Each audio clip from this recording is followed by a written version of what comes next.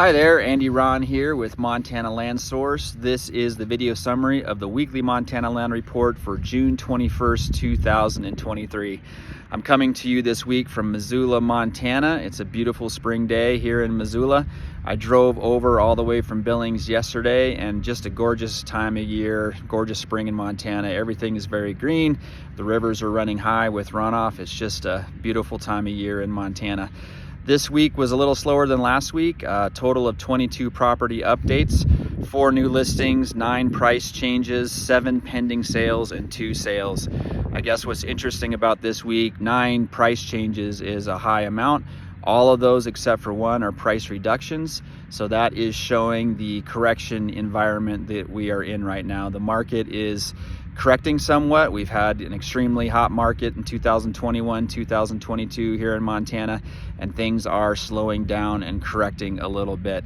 That said, I caught up with Braniff Scott of Fay Ranches yesterday. He has the Montana Eagle Ranch, which essentially went under contract immediately once hitting the market. And that's an example of a pretty prime property. And it shows that prime properties right now in the market are doing extremely well. So overall, if you look at the market stats on mtlandsource.com, on average statewide, sale prices are coming down. But that said, prime properties are selling quite well. And also what's interesting, Braniff talked about the phone essentially ringing off the hook once that property hit the market. Buyers, brokers talking about flying potential buyers out immediately to see that property. And it just goes to show if you have a prime property, you're gonna get activity. That property is prime for multiple reasons. Proximity to Bozeman, it's an extremely beautiful property. Shields River adjoins the Shields River, adjoins public land, is relatively exclusive and private, so that's just an example of a prime property. I get calls every week from sellers and sellers brokers who are questioning and wondering why they're not getting activity on their listings. And essentially, if you're not getting activity right now, you don't have a prime property, or you might have a pricing problem, that kind of thing. We're seeing real correction with most property classes that aren't prime. And I've called it a pencil sharpening correction. The buyers are sharpening their pencils. They tend to be more cautious, more careful, more patient, looking just for what they want.